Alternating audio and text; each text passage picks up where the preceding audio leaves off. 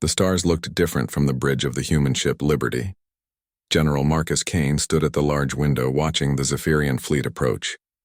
Today was supposed to be a good day. Today, he would marry a woman from another world to bring peace between their people. Marcus was a tall man with gray hair and serious eyes. He had fought in many battles for humanity. People called him a hero, but he never felt like one. Heroes did not watch cities burn or count dead soldiers. Heroes did not wake up at night thinking about the wars they had fought. But today was different. Today was about peace, not war. The Zephyrian ships were beautiful. They looked like silver birds flying through space. Their technology was much better than human technology. The Zephyrian Empire controlled over 400 star systems. Humans controlled only 37. This marriage would change everything. Marcus thought about the woman he would marry. Lady Vera Nightshade was a Zephyrian noble. She had blue skin and silver hair like most of her people, but she was different from other Zephyrians. She actually liked humans. She had studied their culture and spoke their language perfectly.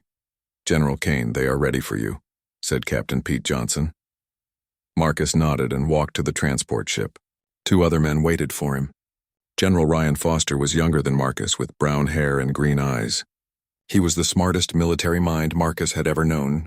Ryan could win battles before they even started, just by thinking better than his enemies. General Alex Carter was the 3rd man. He had black hair and was always smiling, even during dangerous times. Alex was famous for doing things that nobody expected. His enemies never knew what he would do next. Like Marcus, both men were getting married today.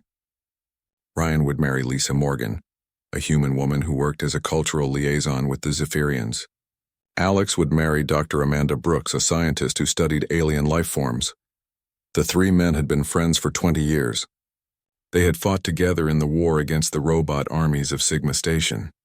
They had defended human colonies from space pirates. Now they were going to become the bridge between 2 great civilizations. The wedding ceremony took place on Haven Station, a neutral space station between human and Zephyrian territory. The station was huge, bigger than most cities. People from dozens of different alien races lived and worked there. The main hall was decorated with flowers from both Earth and the Zephyrian homeworld. Human reporters and Zephyrian news collectors recorded everything. This wedding would be seen by billions of people across the galaxy. Marcus walked down the long aisle wearing his best military uniform. At the end, Lady Vera waited for him. She wore a traditional Zephyrian wedding dress made of silver fabric that seemed to move like water. When she smiled at him, Marcus felt his heart beat faster.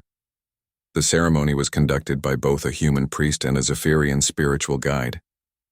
They spoke in both languages, talking about love, peace, and the future. Marcus repeated the words, but he was looking into Vera's eyes. They were purple, like the sky on her home planet. Ryan married Lisa in the 2nd ceremony. Lisa was a small woman with red hair and kind eyes. She had spent 5 years learning Zephyrian customs and language. She spoke to Zephyrian children in their own words and made them laugh. The Zephyrians loved her. Alex married Amanda in the 3rd ceremony. Amanda was tall with blonde hair and was always asking questions about everything. She wanted to understand how Zephyrian bodies worked, how their society functioned, and why their skin changed color when they were happy or sad. After the ceremonies, there was a great celebration. Humans and Zephyrians ate food from both cultures. They listened to music and danced together. Old enemies became friends. Children from both species played games together. Marcus danced with his new wife. She felt light in his arms and she smelled like the flowers that grew on her homeworld. "Are you happy?" Vera asked him. "Yes," Marcus said. "I never thought I would be happy again after all the wars." "The wars are over now," Vera said. "We will build something beautiful together." During the following months, the 3 couples lived on different worlds. Marcus and Vera made their home on New Angeles, a human colony world. Vera learned to cook human food and read human books. Marcus learned Zephyrian meditation and philosophy. Ryan and Lisa lived on the border world of Harmony. They worked together to create new trade agreements between the 2 civilizations. Lisa helped human merchants understand Zephyrian business customs. Ryan used his military knowledge to plan safe trade routes through dangerous space. Alex and Amanda lived on a research station, studying the strange life forms found in the Void Nebula. Amanda discovered 3 new types of space-dwelling creatures. Alex designed new exploration ships that could travel safely through the nebula's dangerous energy fields. For 18 months, everything was perfect. The peace treaty brought great benefits to both civilizations. Human technology improved quickly by learning from Zephyrian science. Zephyrian culture became richer by adding human art and music. Trade ships moved safely between the two territories. Students from both civilizations studied on each other's worlds. There were no more border conflicts or suspicious fleet movements. Marcus was truly happy for the first time in years. He woke up each morning next to Vera and felt grateful. She taught him patience and showed him beauty in small things. She helped him heal from the wounds that years of war had left on his soul. But in the dark corners of the Zephyrian Empire, some people were not happy. Admiral Vextar was an old Zephyrian military commander who believed his people were superior to all others. He thought humans were dangerous and would eventually challenge Zephyrian power. Vextar met secretly with other Zephyrian military leaders who shared his views. They called themselves the Purity Council. They believed that mixing Zephyrian blood with human blood through marriage was wrong. They thought the peace treaty made their empire weak. "Look how quickly the humans learn our technology," Vextar said during one of their secret meetings. "In 10 years they will be as strong as us. In 20 years they will be stronger." The other council members agreed. They began making plans to end the peace treaty. But they could not simply attack humans without a good reason. The Zephyrian people liked the peace and the benefits it brought. So the Purity Council decided to create a reason for war. They would make it look like someone else attacked first. They would destroy the symbols of peace between the two civilizations. They would kill the 3 human wives. The cultural summit on Haven Station was supposed to be a celebration. Representatives from 12 different alien civilizations had come to discuss art, music, and literature. It was the largest peaceful gathering in the history of the galaxy. Vera Kane walked through the exhibition halls with excitement. She loved these events. As the wife of a famous human general, she had become a symbol of peace between their two peoples. Today, she was presenting a display about human poetry, translated into Zephyrian language. Lisa Foster was in the main conference room, giving a speech about successful trade partnerships. She stood at the podium wearing a blue dress that Amanda Brooks had helped her choose. In the audience, merchants and diplomats from many worlds listened carefully to her words about cooperation and mutual benefit. Amanda Carter was in the science wing, showing her latest research about the creatures living in space nebulas. Young students from different planets gathered around her displays, asking endless questions. She answered each one with patience and enthusiasm. None of the 3 women knew that death was coming for them. Admiral Vextar had spent months planning this attack. His Special Forces team had been training in secret. They had studied the layout of Haven Station and identified all security measures. They had weapons that could not be traced back to the Zephyrian Empire. The plan was simple but brutal. Make it look like radical terrorists from the Outer Rim had attacked the station. Kill the 3 human wives and many other people. Blame unknown enemies. Let humans and Zephyrians both demand revenge against the wrong targets. The attack began at exactly 14:30 station time. Explosions rocked the main conference room first. Lisa was in the middle of explaining how human farmers and Zephyrian scientists had worked together to create better food crops. The blast threw her across the stage. Smoke and fire filled the room as people screamed and ran. Lisa struggled to her feet, her dress torn and bloody. Her left arm was broken, but she ignored the pain. Around her, delegates were trapped under fallen ceiling pieces. A young Zephyrian student was crying, his leg crushed. "Help me move this," Lisa shouted to a nearby human merchant. Together, they lifted a heavy metal beam off the injured student. Lisa tore strips from her dress to bandage his wounds. More explosions shook the station. The lights went out and emergency systems activated. Red warning lights flashed as alarms screamed. "Everyone stay calm," Lisa called out. "Move toward the emergency exits. Help anyone who cannot walk." She organized the evacuation even as attackers in black armor entered the room. Their weapons fired energy bolts that could kill instantly. Lisa pushed children behind overturned tables and guided injured people toward the exits. A bolt of energy hit her in the chest. She fell but kept moving, crawling toward a group of frightened civilians. With her last breath, she activated her communication device. "Ryan," she whispered, "it is not terrorists. The weapons are Zephyrian military grade. The tactics are professional. This is an inside job. In the exhibition halls, Vera heard the explosions and felt the station shake. She immediately began helping people evacuate, using her diplomatic status to access emergency exits. As the wife of a Zephyrian noble, she had security codes that could open locked doors. "This way," she shouted, leading a group of human children toward a maintenance tunnel. "Stay close to me. The attackers found her 20 minutes later." She was in the cargo bay, trying to get the last group of civilians onto an escape pod. 15 people were still waiting to board when the black armored soldiers appeared. "Go," Vera told the civilians. "I will delay them." She stood between the attackers and the escape pod even though she had no weapons. Her diplomatic immunity meant they could not legally harm her. But these were not legal soldiers following legal orders. "I am Lady Vera Nightshade of the Zephyrian Noble House," she announced in a loud voice. "I demand to know who you are and why you are attacking civilians." The lead attacker raised his weapon. Vera did not move. She kept talking, giving the escape pod time to launch. "My husband will find you," she said calmly. "Marcus Kane never forgets. He never forgives. You are making a terrible mistake." The energy bolt killed her instantly, but the escape pod was already gone. 15 people lived because of her sacrifice. Amanda was in the science wing when the attack began. She was showing a group of students how to use scanning equipment when the explosion started. The students panicked, but Amanda kept them calm. "Listen to me," she said firmly. "We are going to walk slowly to the emergency exit. No running. No pushing. Everyone hold hands so we stay together."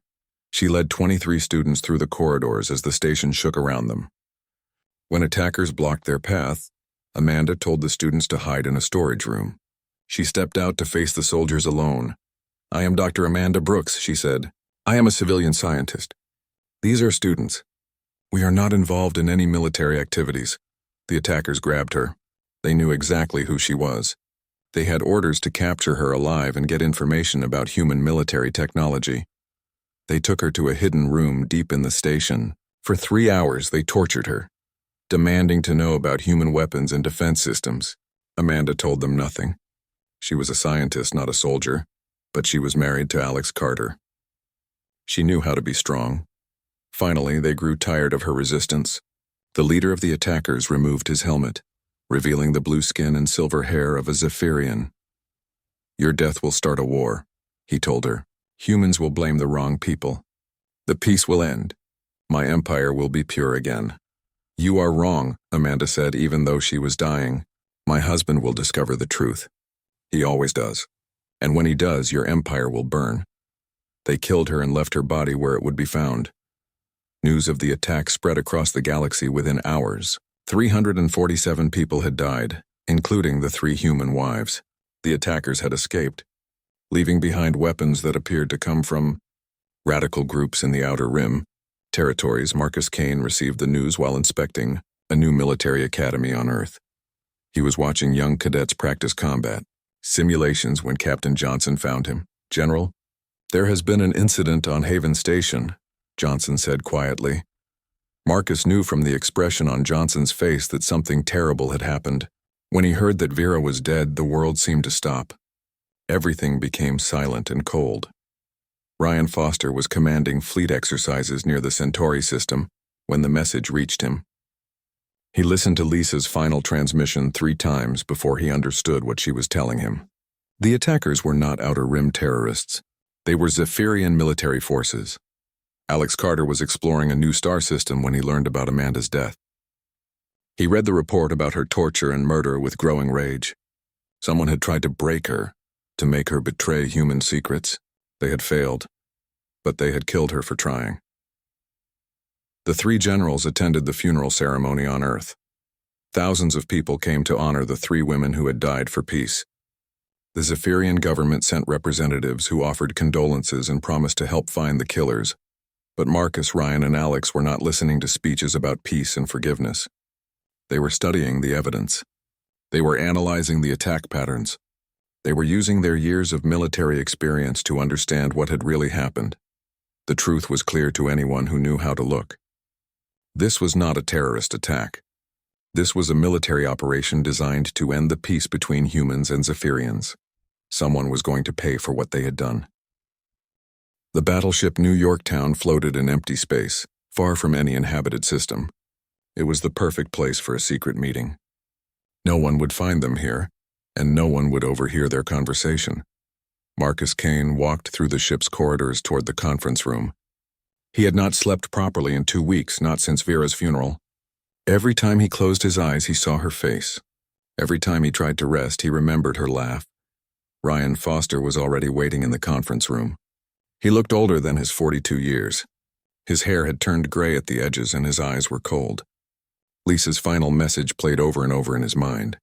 She had died trying to save people, but she had also died giving him the truth. Alex Carter arrived last. He carried a thick folder full of documents and photographs. For the past week, he had been studying every detail of the attack on Haven Station. What he had discovered made him angry in ways he had never felt before. "They think we are stupid," Alex said as he sat down. "They think we cannot see the truth."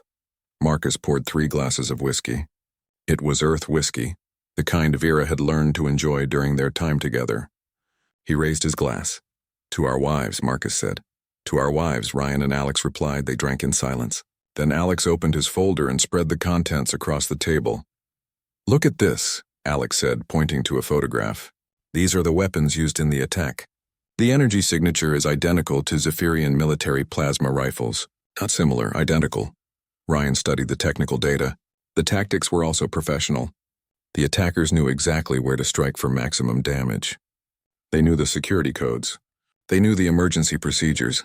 Marcus picked up another photograph. It showed the marks left by the explosives. "I have seen these blast patterns before. During the war at Sigma Station, Zephyrian forces used the same techniques to destroy our communication centers. There is more," Alex continued. "I traced the materials used in the bombs. The components came from a Zephyrian military supply depot. The serial numbers are still in their database." Ryan shook his head.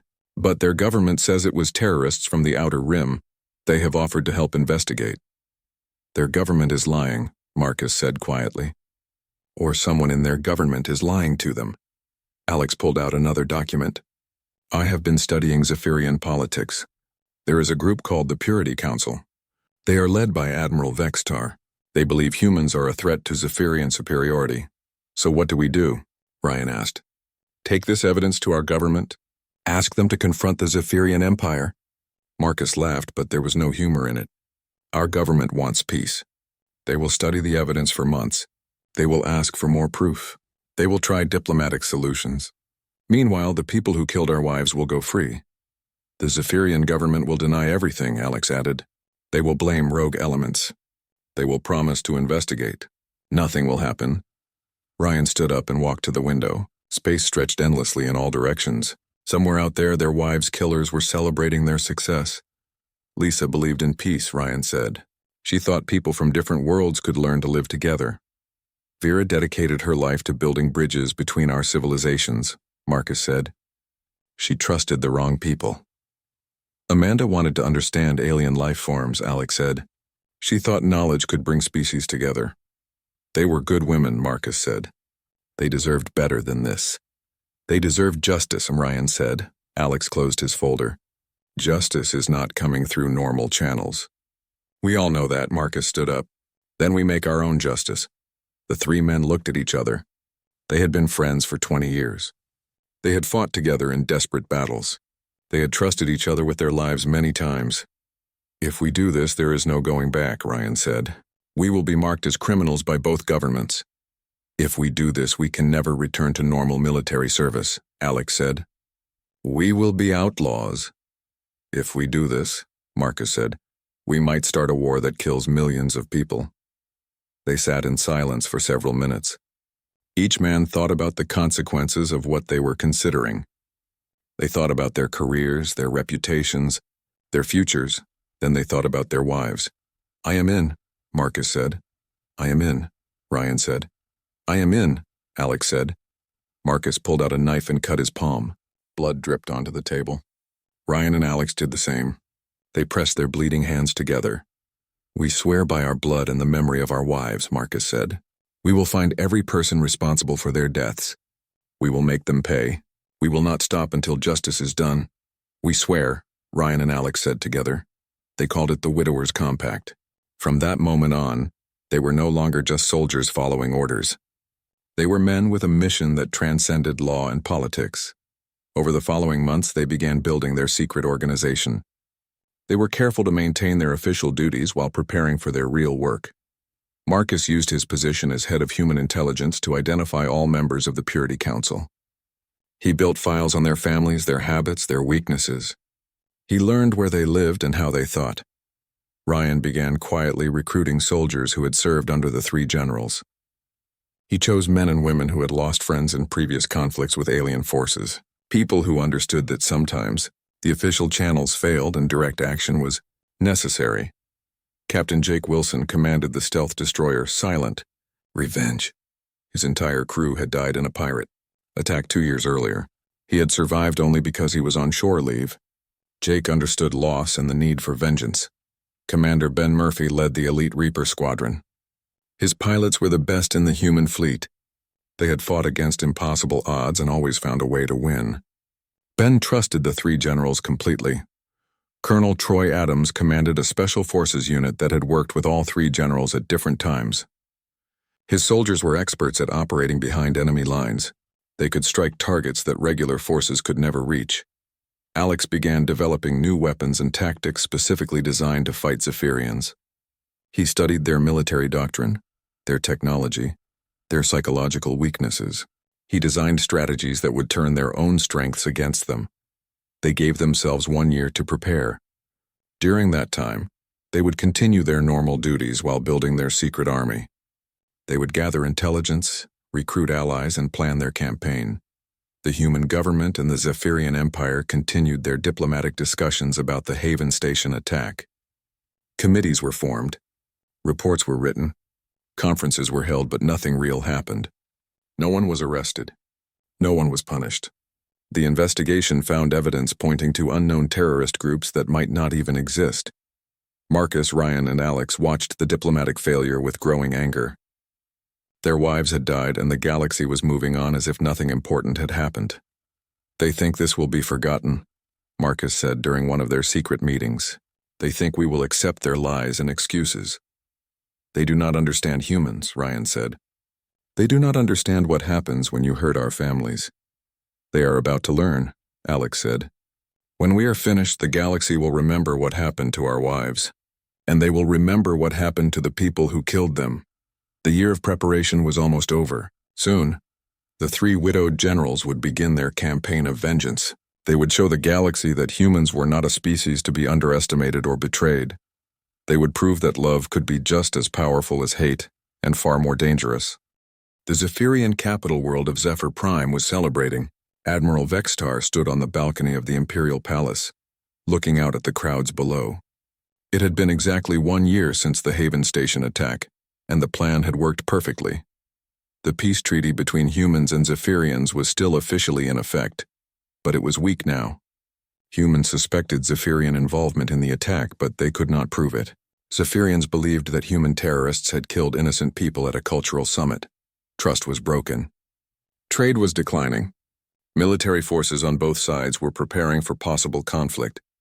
Soon, Vextar believed war would come, and when it did, the Zephyrian Empire would crush humanity completely. "Admiral," said Captain Zorthak, Vextar's aide, "the Emperor wishes to see you in the throne room." Vexitar straightened his uniform and walked through the palace corridors. He was proud of what he had accomplished. The 3 human wives were dead. The symbol of peace between the species had been destroyed. The Purity Council's goals were nearly achieved. He entered the throne room and knelt before Emperor Zalthek. The Emperor was ancient, over 300 years old, with skin that had turned almost black with age. "Rise, Admiral," the Emperor said. "You have served the Empire well this past year." "Thank you, Your Majesty," Vextar replied. "The humans grow restless," the Emperor continued. "Their military forces are conducting more exercises near our borders. Do you think they suspect our involvement in the Haven Station incident?"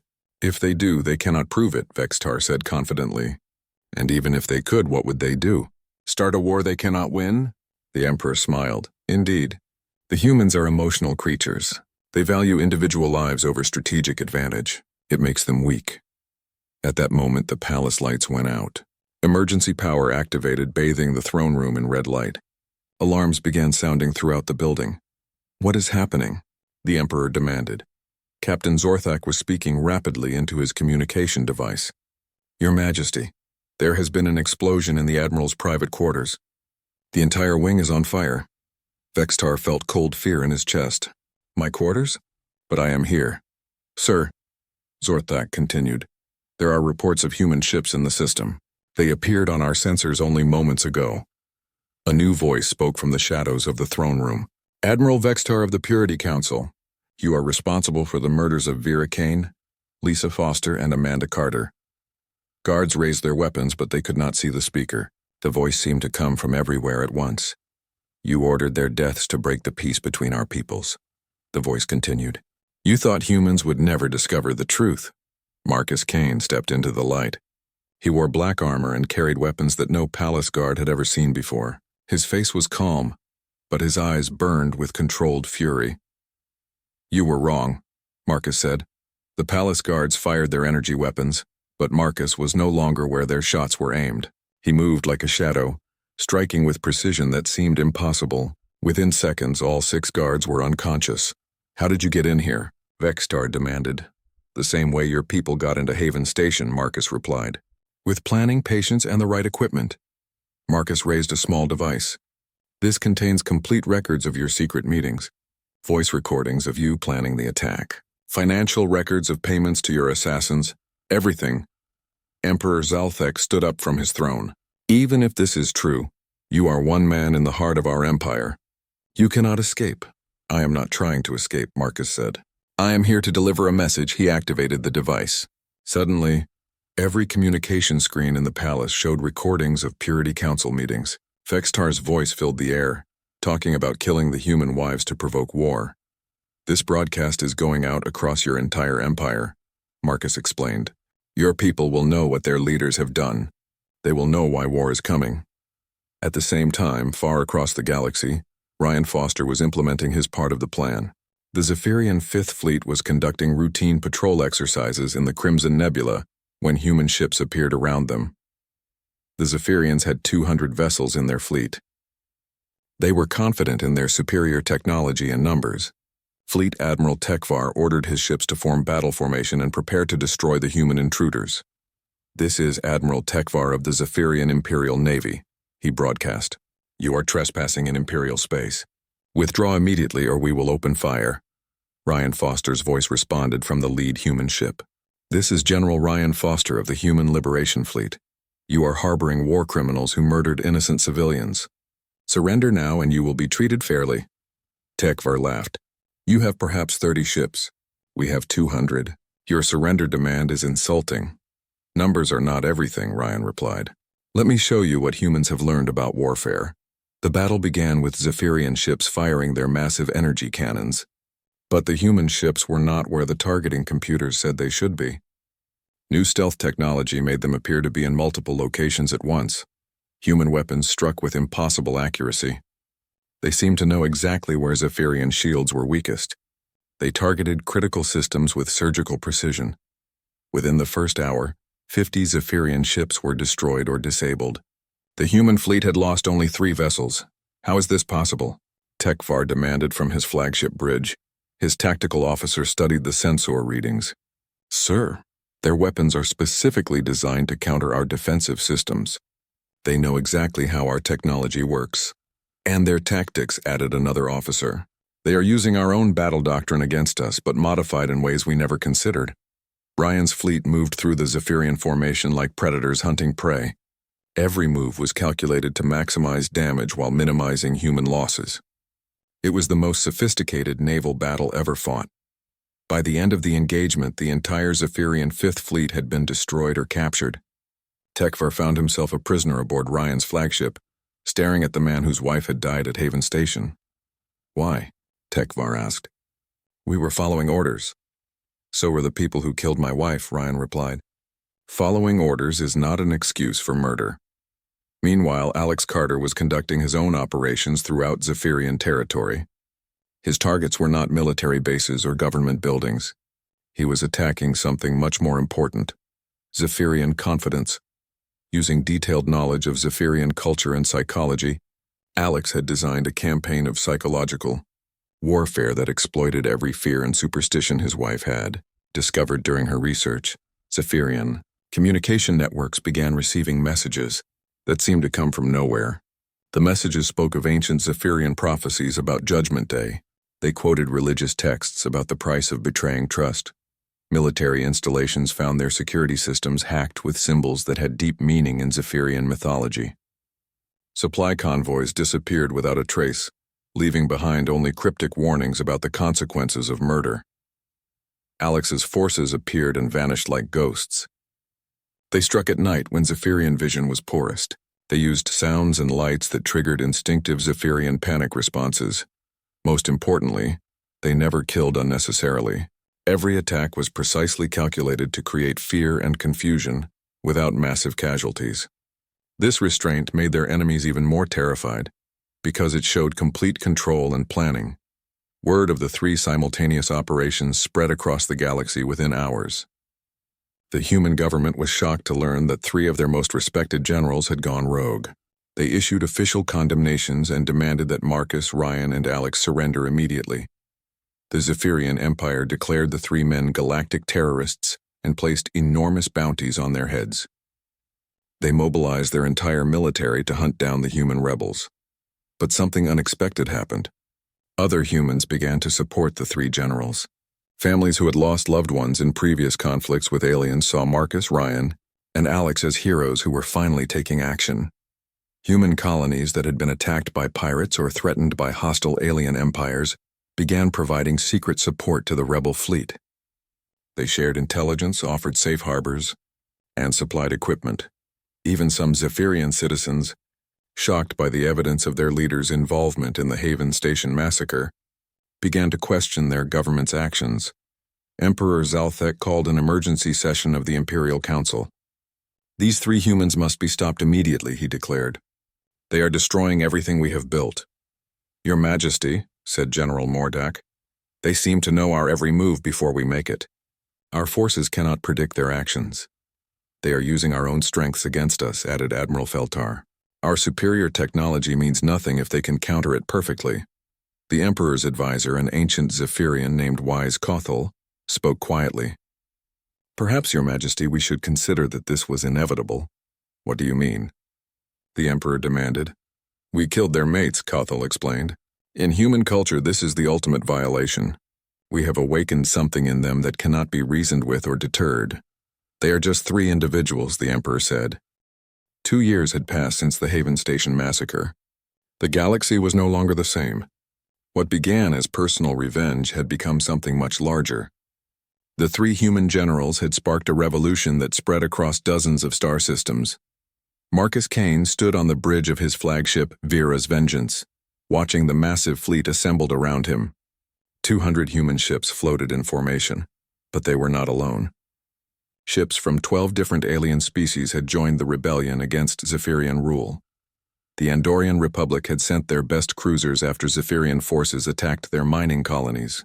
The Voltari Confederacy provided their advanced fighter squadrons, seeking revenge for years of Zephyrian oppression. Even some Zephyrian worlds had rebelled against their own empire, sending ships to fight beside the humans. Ryan Foster commanded the tactical operations from his ship, Lisa's Legacy. His strategic genius had transformed a small, rebel force into the most effective military organization the galaxy had ever seen. He had proven that superior numbers and technology meant nothing. Against perfect planning and execution, Alex Carter led the psychological warfare division from his vessel, Amanda's Memory. His campaigns had destroyed Zephyrian morale throughout their empire. Entire star systems had surrendered without firing a shot, too frightened and demoralized to resist. Now they were ready for the final operation. The siege of Zephyr Prime, capital world of the Empire that had killed their wives. "All fleets report ready," said Captain Jake Wilson from his position at the tactical station. "The stealth ships are in position around the planet." Reaper. "Squadron is prepared for the assault," added Commander Ben Murphy through the communication system. Colonel Troy Adams and his special forces were already on the planet's surface, having infiltrated weeks earlier. They had been gathering intelligence and preparing for the final confrontation. Marcus activated the fleet-wide communication system. His voice would be heard by every ship in the rebel armada.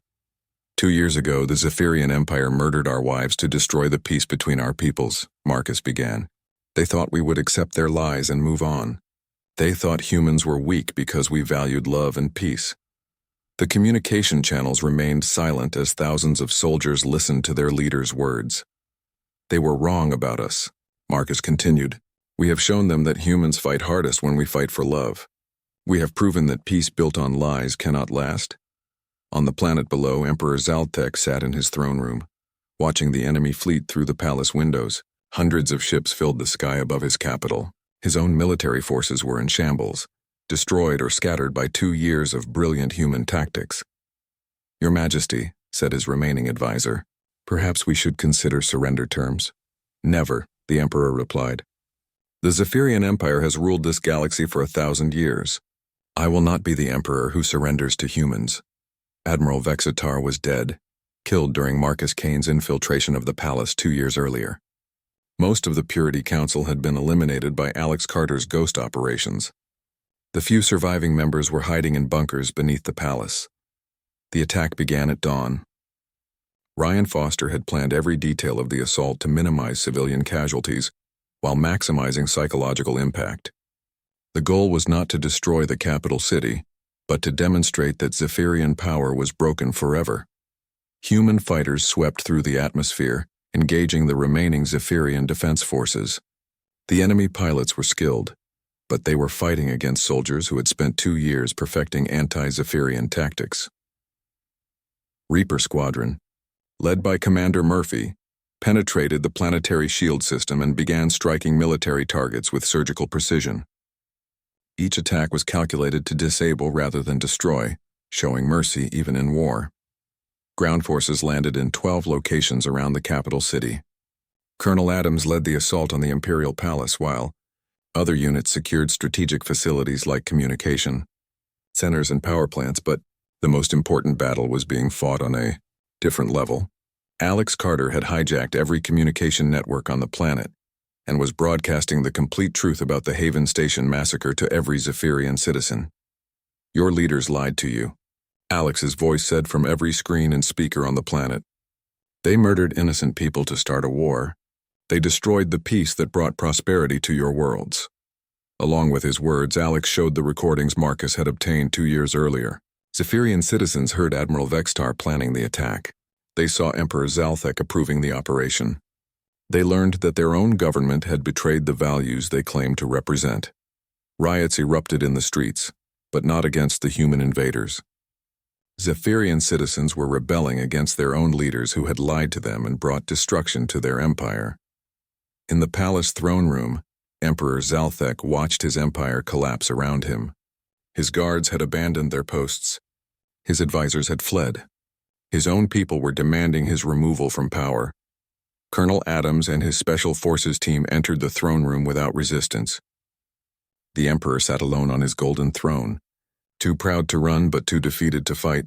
Emperor Zalthek, Adams said formally, you are under arrest for ordering the murders of civilians and conspiracy to commit genocide. I am the Emperor of the Zephyrian Empire, Zalthek replied. I do not recognize your authority. Your empire no longer exists, Adams said. Half your worlds have declared independence. The other half are demanding new leadership. You are the Emperor of nothing. At that moment, Marcus Kane entered the throne room. He had waited 2 years for this confrontation. The man who had ordered his wife's death sat before him, powerless and alone. You remember me, Marcus said. It was not a question. The husband of the human female, Zaltek replied. You have destroyed everything for the sake of one person. 3 people, Marcus corrected. And they were not just anyone. They were our wives. They were the future of peace between our species. Love makes you weak, the Emperor said. It blinds you to strategic necessity. Marcus walked closer to the throne. Love made us stronger than your entire empire. Love gave us the determination to fight when everyone told us to accept your lies. Love made us willing to sacrifice everything for justice. He pulled out a recording device and set it on the floor between them. This is being broadcast across the galaxy. Everyone will hear what you say next. What do you want from me? Zalthek asked. The truth, Marcus replied. Tell everyone what really happened at Haven Station. Admit that you ordered the attack, and if I refuse, then you will die as a liar, and history will remember you as a coward who could not face the consequences of his actions." The Emperor was silent for a long moment. Outside the palace, he could hear his own people chanting for his removal. The empire he had ruled for 60 years was falling apart. Finally, he spoke. "I ordered Admiral Vextar to eliminate the human wives," he said in a voice that carried to every corner of the galaxy. "I believed that ending the peace treaty was necessary for Zephyrian security." "Continue," Marcus said. "I was wrong," the Emperor admitted. "The attack on Haven Station was an act of murder, not warfare. I am responsible for the deaths of 3 innocent women and all the suffering that followed." Marcus nodded. "Thank you for finally telling the truth. What happens now?" Salthek asked. "Now you face judgment," Marcus replied. "But not from me. Your own people will decide your fate." As if summoned by his words, Zephyrian citizens began entering the throne room. They were not soldiers or nobles, but ordinary people whose lives had been destroyed by their leaders' lies and ambitions. Marcus stepped back and let them pass. This was not human justice. This was the justice of a people betrayed by their own government. 3 months later, the galaxy had been transformed. The Zephyrian Empire had fractured into dozens of smaller nations. Some became democratic republics. Others formed alliances with human colonies. A few tried to maintain the old imperial system, but lacked the power to threaten their neighbors. Emperor Zalthek had been tried by his own people and sentenced to life imprisonment. The surviving members of the Purity Council faced similar fates. Marcus, Ryan, and Alex found themselves in an unexpected position. They were heroes to billions of people across the galaxy, but they were also technically war criminals according to galactic law. The Human Federation offered them pardons in exchange for returning to military service. They refused. Instead, they chose exile, taking their fleet to the frontier regions where law was scarce and protection was needed. They became the guardians of remote colonies and trade routes, protecting innocent people from pirates and hostile forces. The 3 men had accomplished something that no one thought possible. They had brought down the mightiest empire in the galaxy using nothing but determination, intelligence, and love for their murdered wives. But more importantly, they had proven something about humanity that the galaxy would never forget. Humans preferred peace, but when pushed too far, they became the most dangerous warriors in known space. The final battle report was simple. Empire engaged 3 human males who had lost their mates. Empire defeated. Survivors advised to avoid provoking humans in the future. Marcus stood on the observation deck of his ship, looking out at the stars.